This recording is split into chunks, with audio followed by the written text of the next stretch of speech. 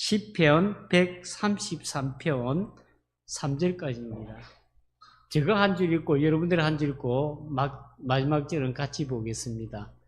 어떠신 줄 알고 제가 먼저 보겠습니다. 보라, 형제가 연합하여 동거함이 어찌 그리 선하고 아름답고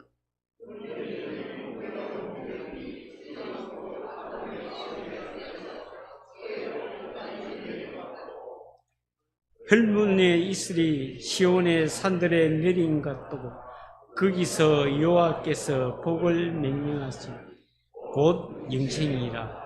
아멘. 예, 오늘 목사님은 김옥동 목사님이십니다. 오늘 제목은 형제가 연합하여 동거함이 돼서 말씀 전가시고 노서 목사님이 소개하겠습니다.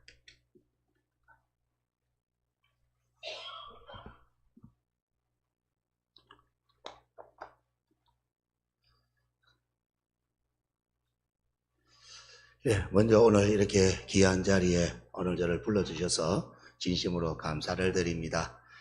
저는 저 함안 쪽에 고신교회에 있는 평기교회라고 아마 한번 우리 여기도 한번 오신 분이 계시는지 모르겠습니다. 저희 교회가 바로 함안 악양생태공원이라고 있는데 그 악양생태공원에서 약 한 조금만 내려오면 한 600m에 거기에 가면은 교회가 큼직하게 잘 지어진 교회가 하나 있습니다. 그래서 거기에서 제가 담임으로 시문을 하고 있습니다. 그 교회 이제 간지가 약 한 지금 올해 이제 거의 9년 차입니다. 9년 차인데 참 거기서 참 은혜롭게 잘 지내고 있습니다.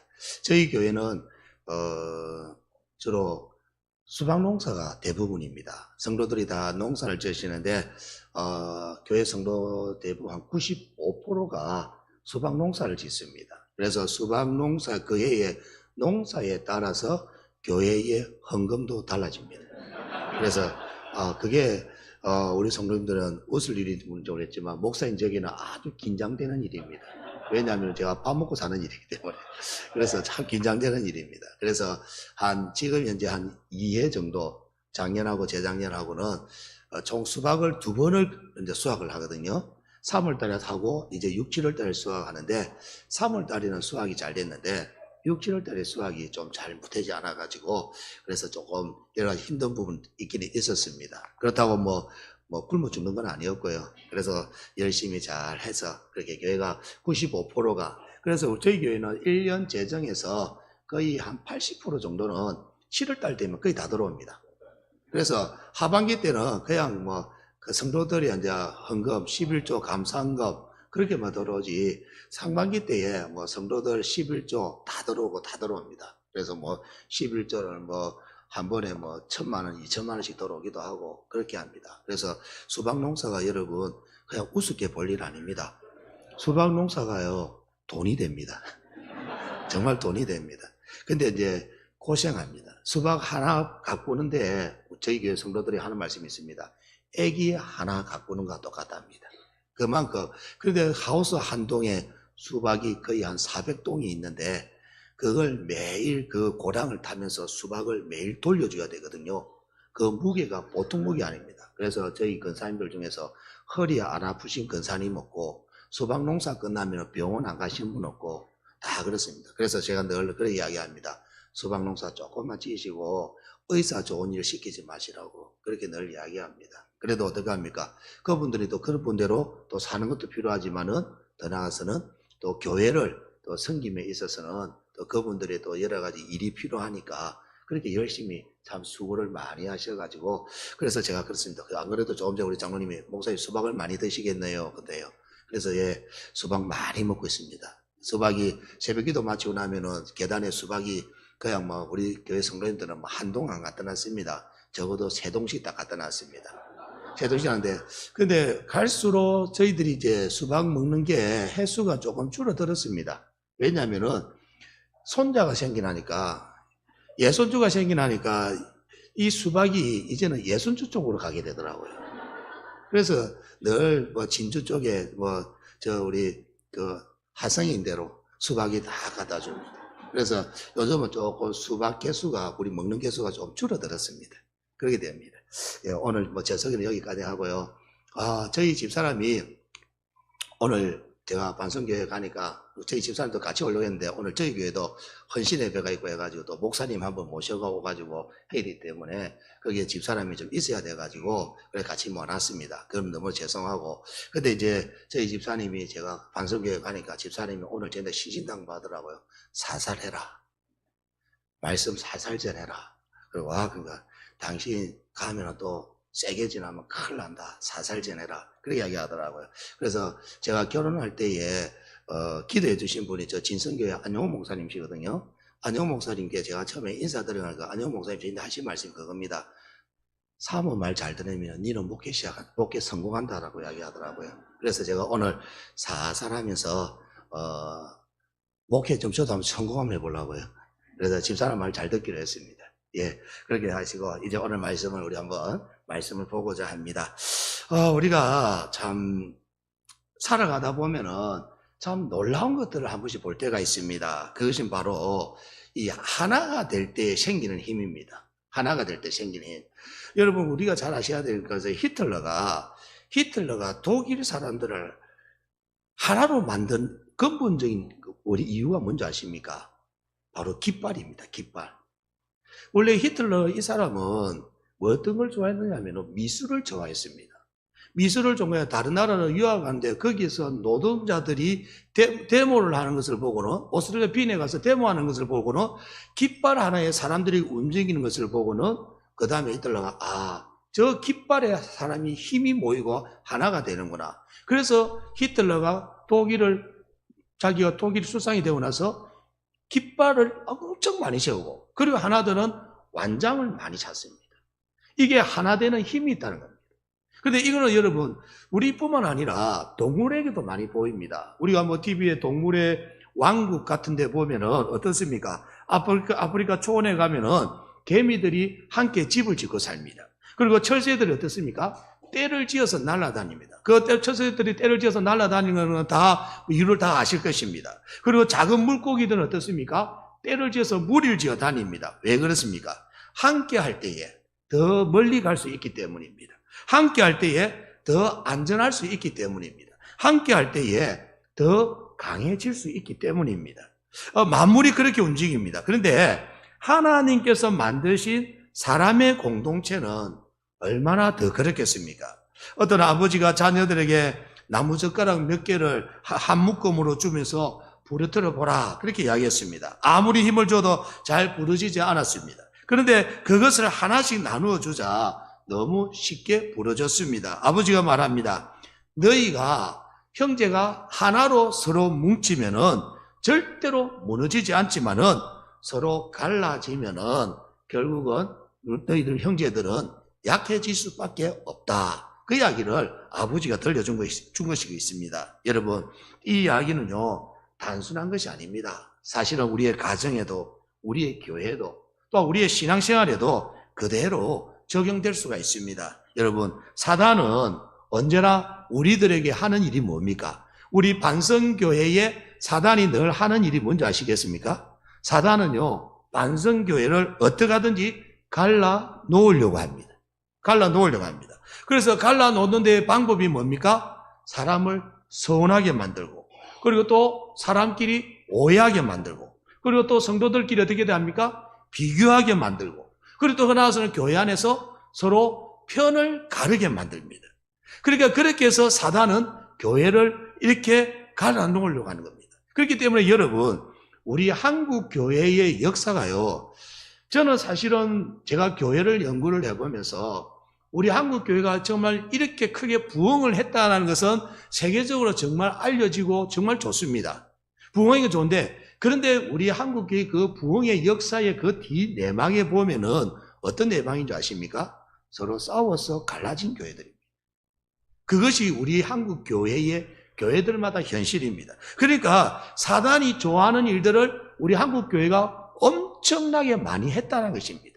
지금도 현재 우리 한국 교회 안에는 사단이 좋아하는 일들을 교회들이 지금도 성도들이 지금도 많이 해 나가고 있다는 사실을 오늘 우리는 아셔야 됩니다. 하지만 반대로 하나님께서는 언제나 어떻게 하십니까? 성경은 늘 이야기합니다. 하나 되게 하십니다. 하나님을 하나 되게 하십니다.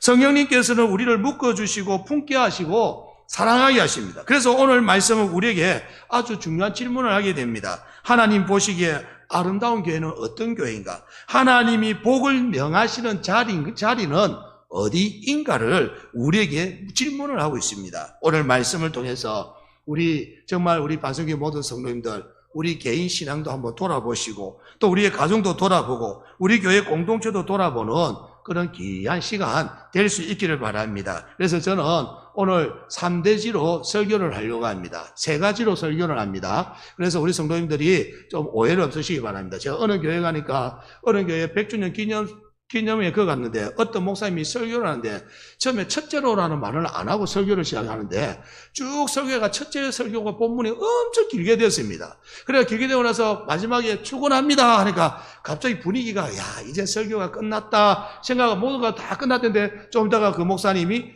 둘째로 그러더라고요. 둘째로 그러니까 그 둘째로 또 설교를 쭉 하니까 이제 목사님 그 성도들이 이제 셋째로 가겠지 하고 하니까 셋째로 넘어가더라고요. 그러니까 저는 분명히 말씀드립니다. 오늘 3대지로 오늘 여러분들과 말씀을 나누고자 합니다. 첫 번째로는 하나님께서는 연합하여 함께하는 공동체를 선하고 아름답다라고 말씀을 합니다. 오늘 1절을 보시면 보라 형제가 연합하여 동거함이 어찌 그리 선하고 아름다운고라고 이야기합니다. 여기서 먼저 저의 눈에 들어오는 단어는 여러분 보라입니다. 보라. 그냥 지나치지 말고 주목해서 보라는 것입니다. 좀 더 강하게 말씀드린다면 똑바로 보라는 것입니다. 우리 경상도 말로 하면 뭐겠습니까? 우리 경상도 말로 하면 단디 봐라. 단디 봐라는 겁니다. 단디 봐라는 겁니다. 그러면서 하나님께서 우리에게 꼭 보라고 하시는 것이 무엇입니까? 형제가 연합하여 함께 사는 모습입니다. 그리고 하나님께서는 그 모습을 보시고 2가지로 말씀하시는데 선하다. 그리고 뭐라고요? 아름답다.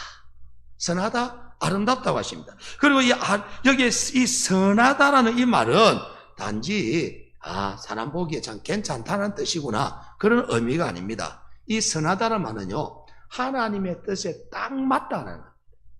정말 형제가 연합하여 동거하는 그 모습이 정말 하나님의 뜻에 맞다는 것이고 그리고 이 아름답다는 것은 보기에도 좋고 기쁘고 즐겁다 그런 뜻입니다. 즉 형제의 연합은 인간적으로 보기 좋은 정도가 아니라 하나님의 마음을 우리 하나님의 아버지의 마음을 기쁘시게 하는 일이다. 그 이야기를 오늘 분명히 하고 있습니다. 여러분 교회가 커 보이는 것보다 더 중요한 것이 있습니다. 또한 건물이 좋은 것보다 더 중요한 것이 있습니다. 그것은 여러분 교회가 서로 사랑하며 하나가 되는 겁니다. 이건 아멘 하셔야 됩니다. 서로 하나가 되고 하나가 되어야 됩니다. 사랑해야 됩니다. 아무리 외형이 좋아도 여러분 외형이 좋아도 서로 미워하고 시기하고 편이 갈리고 말로 상처를 주고받고 누구는 누구 편 누구는 누구 편 이렇게 나뉘어져 있다면은 하나님 보시기에는 여러분 결코 아름다운 모습이 아닙니다. 아름답지가 못합니다.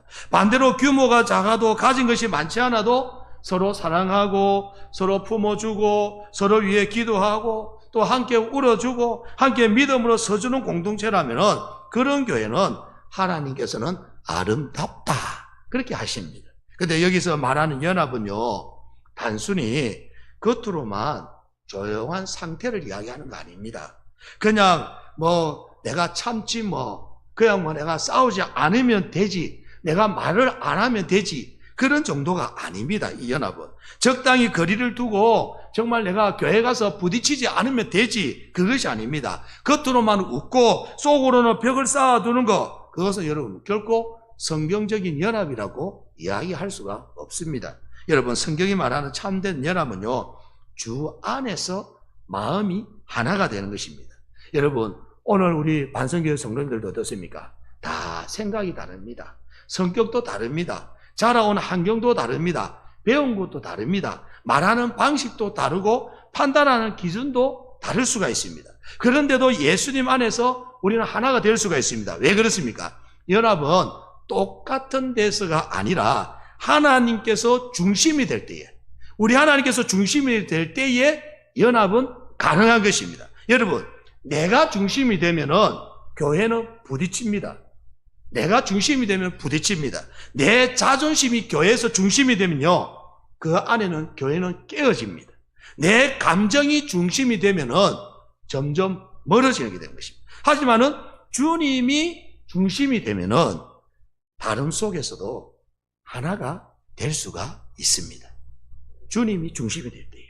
그러므로 교회의 연합은 선택사항이 아닙니다. 있어도 되고 없어도 되는 그런 것이 아닙니다. 여러분, 하나님께서 기뻐하시는 모습이고 교회가 반드시 지켜야 할 영적인 질서라는 것입니다. 그렇기 때문에 우리가 늘 교회 안에서 가장 중요한 것은 예수님이 중심이 되어야 한다. 이 마음을 저는 오늘 우리 반성교회 성도님들이 가슴에 품으시기를 바랍니다. 두 번째로 연합은요, 보배로운 기름처럼 하나님이 부어주시는 거룩한 은혜입니다. 그러니까 다시 말씀드린다면은 연합은 하나님의 은혜입니다. 2절을 보시면은 머리에 있는 보배로운 기름이 수염 곧 아론의 수염에 흘러서 그의 옷깃까지 내린 같고라고 이야기를 합니다. 여기 보시면 시인은 연합을 보배로운 기름에 비유를 합니다. 그것도 여러분, 이 기름은 오늘날 우리를 이야기하는 아무 기름 이야기하는 거 아닙니다. 참기름이나 식용유 그런 기름이 아닙니다. 아론에게 부어진 거룩한 기름입니다. 출애굽기 37장의 마지막 29절을 보시면은 거기에 거룩한 관유가 나옵니다. 이것은 여러분 일상적인 기름이 아닙니다. 하나님께서 특별히 구별하여서 성막과 제사장의 직분을 위해서 사용되어지도록 만든 기름입니다. 즉 이 관유는 단순한 향이 좋은 오일이 아니라 하나님의 임재와 거룩한 구별을 상징하는 기름입니다. 그래서 그 기름을 만든 브살렛은 이 자기 취향대로 이 기름을 만든 것이 아니라 하나님께서 이미 출애굽기 30장에서 이 기름을 어떻게 만들라라고 말씀하신 그 방식대로 순종하여서 만들었습니다. 그러므로 이 관유는 인간이 개발해낸 것이 아니라 하나님께서 명령하여 주신 것이고 그것이 순종하여서 만들어진 것입니다. 그래서 이 기름은 어떻게 되느냐? 거룩한 용도로만 사용하게 되어져 있습니다. 출애굽기 30장 보시면은 이 기름이 마음이 든다고 집에 가가지고 이 기름 만드는 방식대로 흉내내어서 만들거나 사용하는 것은 절대적으로 금하고 있습니다. 그래서 오늘 본문에서 형제의 연합을 아론의 머리에 부어진 기름에 비유한 것은 결코 우연이 아닙니다. 즉 이 기름은 거룩한 성령의 임재, 하나님의 선택, 더 나아가서 하나님의 복을 의미하는 것입니다. 중요한 것은 이 기름이 머리에만 부어졌는데 이 기름이 머리에만 머물고 있지 않다는 것입니다. 아론의 머리에서 시작해서 수염으로 흐르고 그 다음에 아론의 옷깃으로 그렇게 흘려내렸습니다. 여러분 이렇게 부어진다는 것이 바로 하나님의 은혜를 이야기를 합니다. 즉 연합은 하나님께서 부어주시는 거룩한 은혜라는 것입니다. 여러분 기름은 누가 붓습니까? 자기가 자기에게 기름을 붓는 것이 아닙니다. 하나님께서 부어주시는 것입니다. 아마 오늘 우리 장로님들 장로 임직 받을 때에 아마 여기 올라오셔가지고 여러분들 많은 분들이 손을 얹어서 축복 기도를 했을 것입니다. 그게 뭐냐면은 바로 기름을 붓는다는 그런 의미가 됩니다. 근데 거기에 목사님들이 하지만은 그거는 목사님이 붓는 것이 아니라 그곳에 장로의 직분에 머리에 기름을 부어주시는 분은 하나님이시라는 것입니다. 목회자에게도 마찬가지입니다. 목회자에게도 하나님께서는 그렇게 기름을 부어주시는 것입니다. 그리고 그 사역을 감당할 수 있도록 지금도 변함없이 하나님께서는 성령의 기름을 부어주시는 것입니다. 그래서 하나님께서 부어주시는 기름인데 그래서 참된 연합은 인간의 기술이나 요령으로 되는 것이 아니라는 것입니다. 물론 노력도 필요하지요. 정말 우리가 연합하기 위해서 노력도 필요합니다. 양보도 필요합니다. 인내도 필요합니다. 먼저 손 내미는 용기도 필요합니다. 그러나 그것보다 더 근본적인 것이 하나님께서 은혜를 부어주셔야만이 되는 것입니다. 왜냐하면 하나님의 은혜 부어주시지 않으면 우리 안에는 뭐가 있습니까? 우리 안에는 교만이 있습니다. 교만이 있고 상처가 있고 고집이 있고 자존심이 있고 내가 옳다는 마음이 너무나 강하기 때문에 정말 그래서 성령께서 우리의 마음을 만져주시지 않으면은 진짜 연합은 어렵습니다. 하나님께서 우리 마음에 은혜의 기름을 부어주셔야 됩니다. 오늘 우리 반성교회 하나님께서 은혜의 기름을 부어주셔야 됩니다. 오늘 우리 반성교 모든 성도님들 각자의 심령 속에 하나님께서 은혜의 기름을 부어주셔야 됩니다. 그래야 온전한 연합을 이룰 수 있는 것입니다. 어떤 사람은 예배는 잘 드립니다. 기도도 열심히 잘합니다. 찬양도 뜨겁게 합니다. 오늘 보니까 참 우리 반성교회 찬양팀 참 찬양 참 은혜롭게 하시는데 제가 보면서 야 찬양 콘티를 누가 짰지? 야 정말 참 은혜롭게 잘 짰네 하는 그런 생각이 들었습니다. 참 찬양 콘티도 잘 짰는데 근데 여러분 찬양도 뜨겁게 하긴 합니다. 그런데 관계는 늘 깨어져 있습니다. 누군가를 미워하고 있고 용서하지 못하고 있고 마음의 문은 굳게 닫혀져 있습니다. 그렇다면 우리는 물어야 됩니다. 내가 받은 은혜가 정말 흘러가고 있는가? 정말 찬양하는 가운데서 내가 은혜 받았는데 그 은혜 받고 나서 내 혼자 기분 좋으면 그거는 여러분 올바른 은혜가 아닙니다. 은혜는요 내가 받은 은혜가 흘러가야 됩니다. 오늘 왜냐하면 진짜 은혜는 머리에만 머물지 않습니다. 기름은 흐릅니다. 은혜는 흐릅니다. 은혜는 관계로 흘러가고 말로 흘러가고 태도로 흘러가고 공동체로 흘러갑니다. 그러므로 우리는 이렇게 기도해야 됩니다. 주님 우리 가운데 은혜의 기름을 부어주옵소서. 내 자존심을 내려놓게 하시고 사람을 품을 수 있는 넓은 마음을 주옵소서. 성령께서 다스려 주셔야만이 우리가 하나가 될 수가 있습니다. 계속해서 아론의 머리에 부어진 기름이 옷깃까지 흘렀다는 것은 은혜가 한 사람으로만 끝나는 것이 아니라는 것입니다. 공동체로 흘러가야 되는 것입니다. 내가 받은 은혜가 가정에서는 어떻게 되어야 됩니까? 부드러운 말로 나타나야 됩니다. 우리 경상도 사람들이 참 세죠.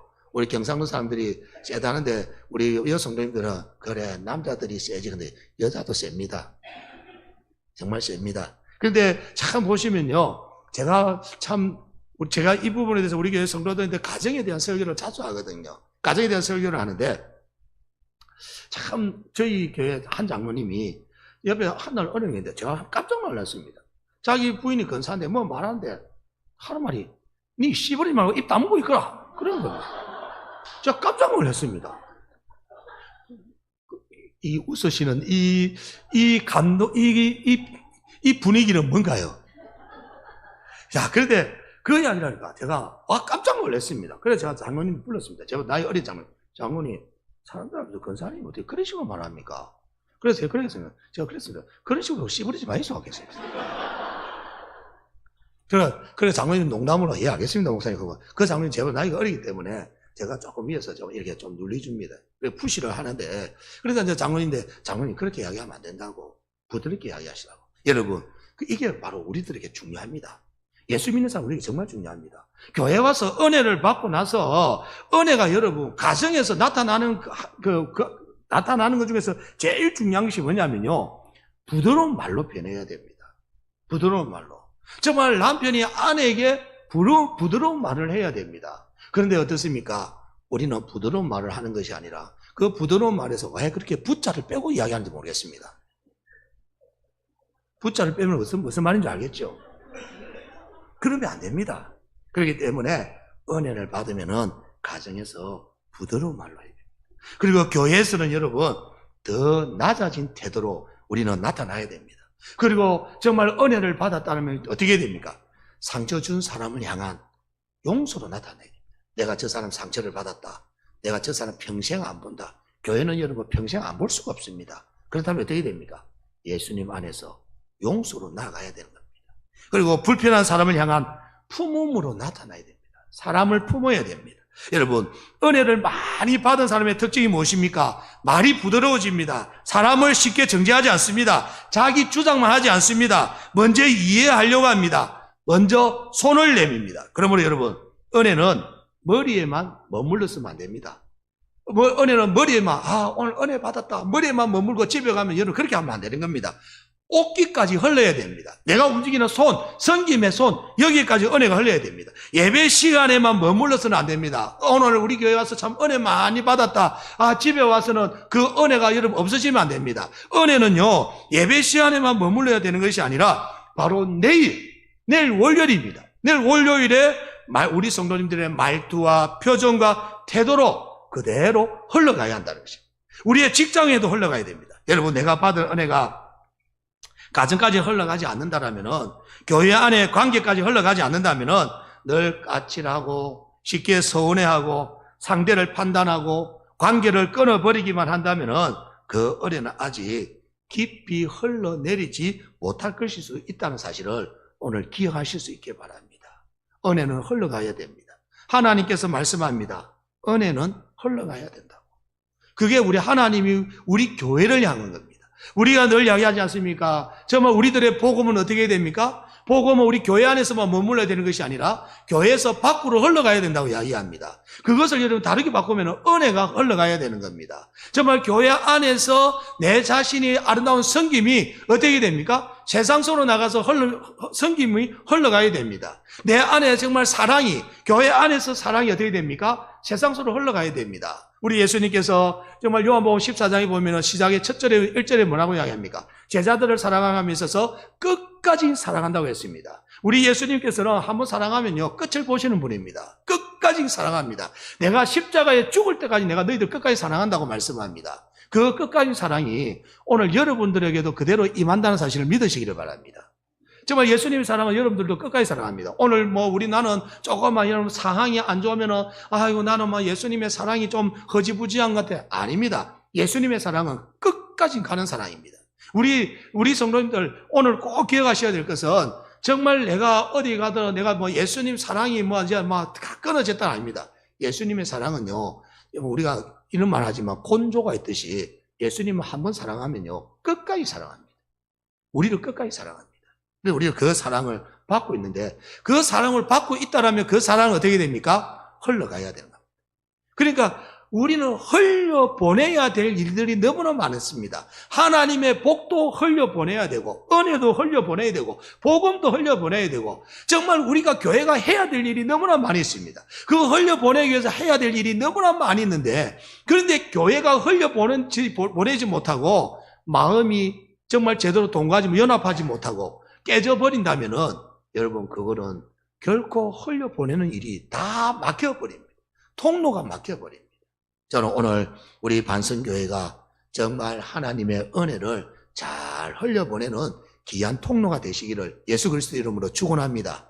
그렇게 되기를 바랍니다. 또 하나님의 복도 있습니다. 복도 오늘 우리만 받고 누리는 복이 아닙니다. 흘려보내는 복이 되어야 됩니다. 우리 잘 흘려보내는 오늘 모든 성도님들 다 되시기를 다시 한번 간절히 바랍니다. 자, 그렇게 되기를 바랍니다. 자, 이제 기뻐하십시오. 마지막 세 번째입니다. 이제 마지막 세 번째입니다. 연합은 헐몬의 이슬처럼 메마른 공동체를 살리는 생명의 은혜입니다. 그러니까 연합은 뭐냐면요, 교회를 살리는 생명의 은혜라는 것입니다. 3절을 보시면은 헐몬의 이슬이 시온의 산들에 내린 같도다. 거기서 여호와께서 복을 명령하셨나니 곧 영생이로다라고 이야기를 합니다. 여기에 시인은 연합을 또 하나의 이미지로 설명합니다. 바로 헐몬의 이슬을 이야기합니다. 이 헐몬산은 예루살렘에서 저 북쪽으로 약 한 200km 떨어진 곳에 있는데 높이가 해발 약 한 3,000m 정도 됩니다. 여러분 조금 쉽게 이해한다면은 백두산이 여러분 높이가 얼마 되겠습니까? 백두산이 2,744. 아유, 우리 사돈이십니다. 2,744m입니다. 예.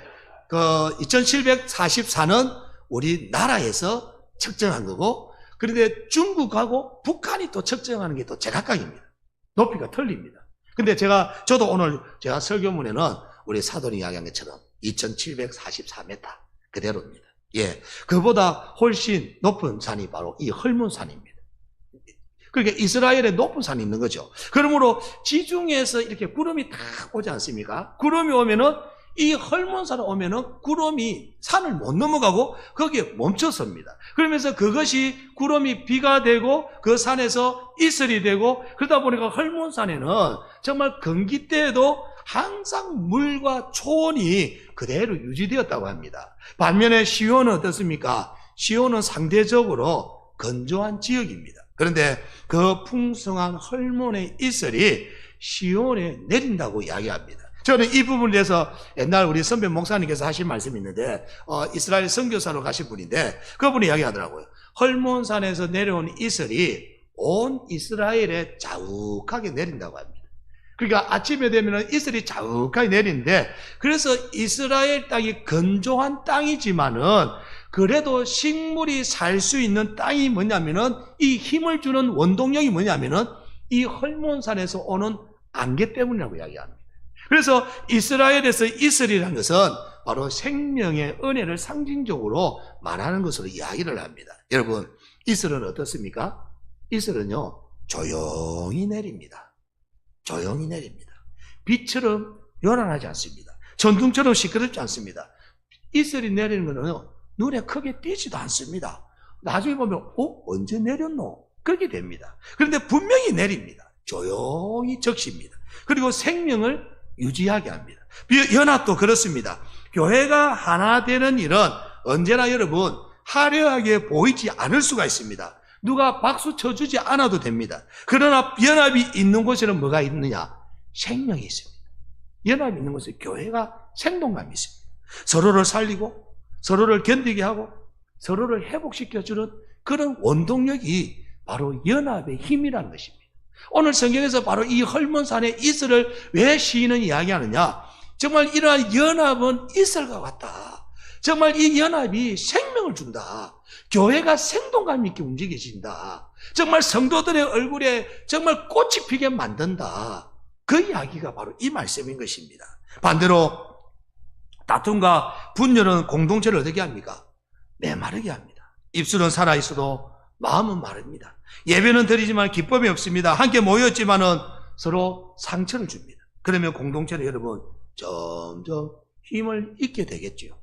저는 정말 어떤 분들에게서 이런 이야기를 했습니다. 우리 교회는 왜 이리 힘이 없노? 힘이 없노? 여러분은 힘이 없는 이유가 뭐겠습니까? 제대로 연합을 이루지 못하기 때문입니다.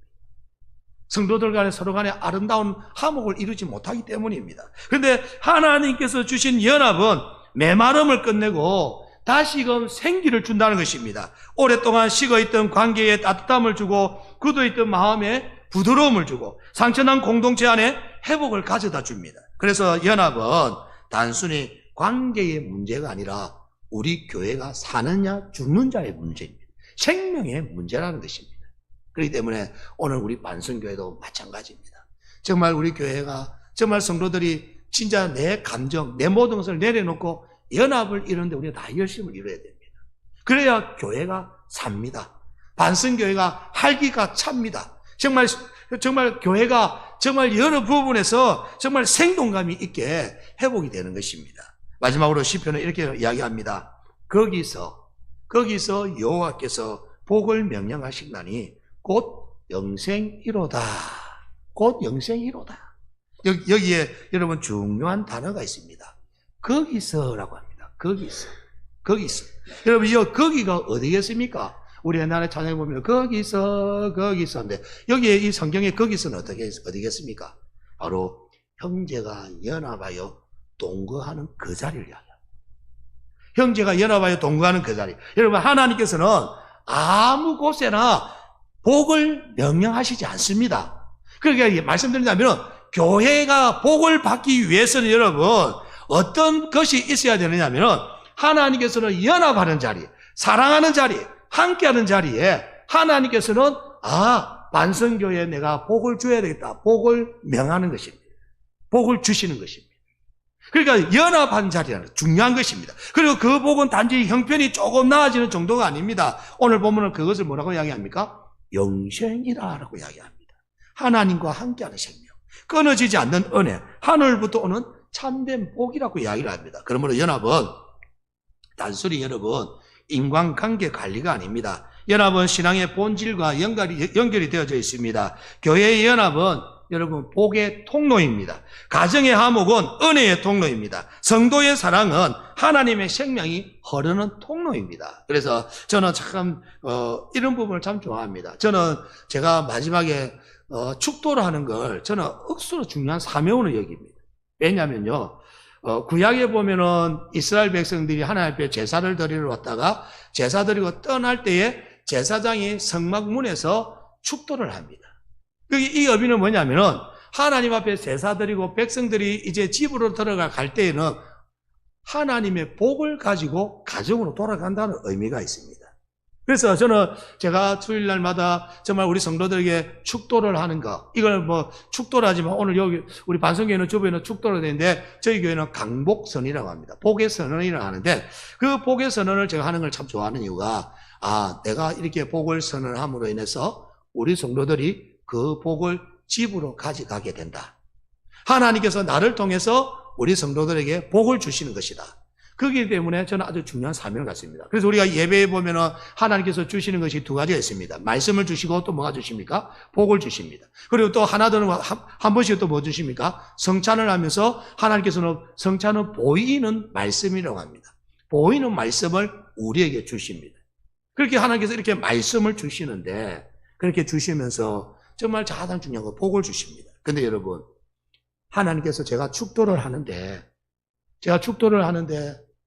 교회 안이 연합이 되지 못하고 서로 비교하고 다투고 그러한 가운데서 축도를 하면 그 복이 오늘 우리 성도님들이 그 복을 집으로 가져갈 수가 있겠습니까?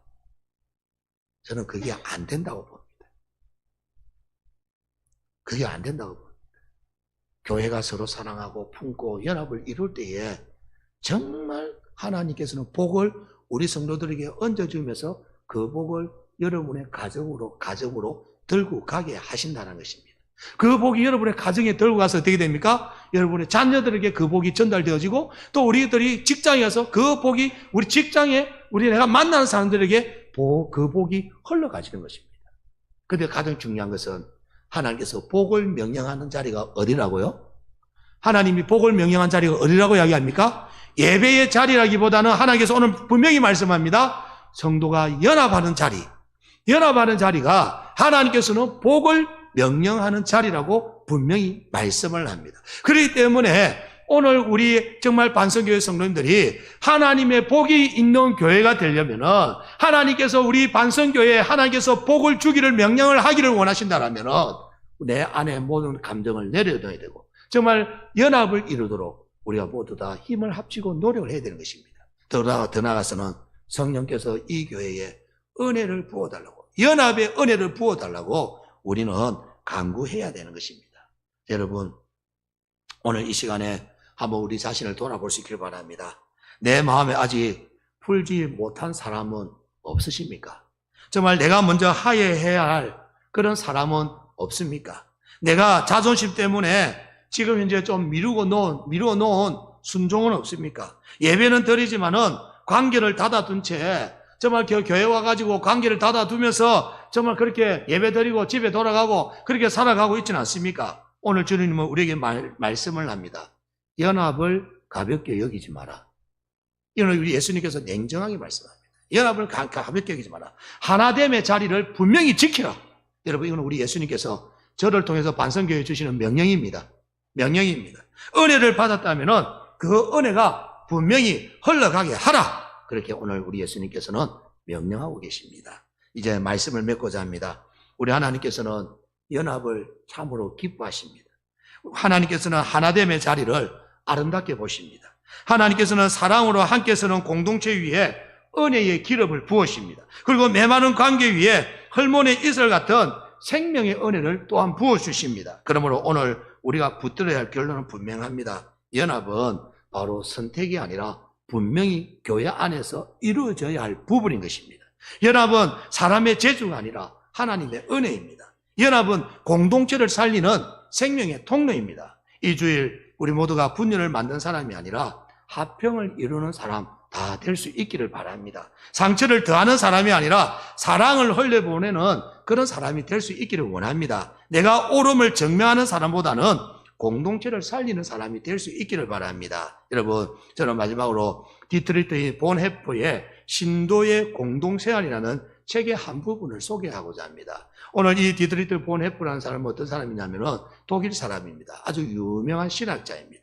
유명한 신학자인데 나중에 히틀러가 정말 2차 대전을 일으켰을 때 어떻게 했습니까? 히틀러를 살해하려고 했던 사람이 이 본헤프입니다. 그만큼 참 대단한 사람입니다. 그런데 이 사람이 나중에 감옥생활을 했는데, 그런데 본헤프가 이런 이야기를 했습니다. 사람이 자기가 꿈꾸는 이상적인 교회 공동체를 너무 붙들면은 오히려 실제 공동체를 사랑하지 못하게 된다. 그 이야기를 합니다. 저는 이 말이 참 맞다고 동감을 합니다. 우리는 교회 안에서 자꾸 기대를 합니다. 교회는 이래야 되는데, 믿음 좋은 사람은 저러면 안 되는데, 왜 저 사람은 저렇게 말하지? 왜 이 공동체는 내가 생각하는 처럼 따뜻하지 못할까? 왜 다들 내 마음 같지 않을까? 그리고 더 나아가서 뭐 담임 목사님은 왜 정말 내가 생각한 대로 그렇게 하지 못할까? 근데 여러분, 문제는 여러분, 공동체가 완벽하지 않다는 데만 있는 것이 아닙니다. 때로는 내가 만든 이상이, 교회를 생각하는 내가 만든 이상이, 내가 생각하는 교회를 꿈꾸는 그 교회, 그것이 너무 강해가지고, 그게 너무 강해서 하나님께서 내게 붙여주신 실제 형제를 사랑하지 못하는 데에 문제가 있다는 것을 아셔야 됩니다. 우리는 너무 교회에 대해서 이상적인 꿈을 꾼습니다. 이상적인 꿈을 꾼다는 것은 뭐냐입니까? 여러분들이 이상적으로 꾸는 그 꿈의 그 교회는요, 이 세상에 없습니다.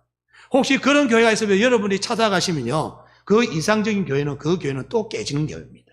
왜냐하면 내가 이상적인 그 교회를 깨는 사람이 되는 것입니다. 그렇기 때문에 정말 이상적인 교회가 너무 강하면은 오히려 내 옆에 사랑해야 될 사람을 우리는 보지를 못한다는 것입니다. 문제가 여기 있습니다. 보네프는 말합니다. 우리는 내가 꿈꾸는 공동체를 사랑하는 것이 아니라 하나님께서 내 곁에 두신 형제를 사랑해야 합니다. 그걸 이야기하고 있습니다. 이게 저는 참 중요합니다.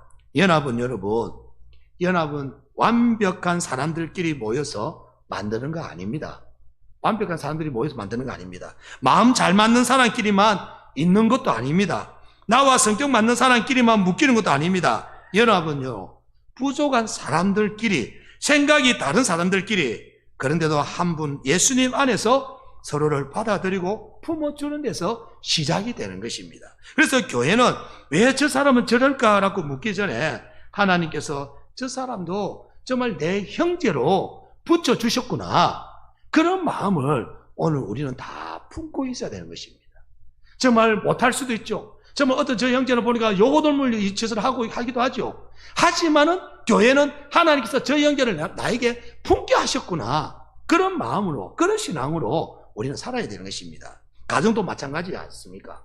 우리 가정 한번 생각해 보십시오. 우리 여성님들이 묻고 싶습니다. 남편이 내 기준에 완벽합니까? 아무도 대답 안 합니다. 예, 남편이 내 기준에 완벽하지 않습니다. 제가 저희 집사람들도 이야기하거든요. 여보, 당신 내가 어디가 그리 좋아서 그러나 하노? 당신이 뭐 좋을 때 좋은 모습 보면 좋은 거 아무것도 없다고 이야기하더라고요. 그러나 좀 제가 싫어. 근데 그래도 저를 좋다네요. 근데 여러분, 제가 집사람들 이야기합니다. 여보, 미안하지만은 당신도 내 기준에 완벽하지 않다. 쫓길날 짓을 하죠. 쫓길날 짓을 합니다. 근데 여러분, 자녀도 어떻습니까? 자녀도 내 뜻대로 다 움직이는 거 아닙니다. 자녀도. 하지만은 하나님께서 아내를, 남편을 완벽한 사람을 주신 것이 아니라 함께 사랑하고 참고 기도하면서 세워가라고 가족을 주신 겁니다. 그게 가족입니다.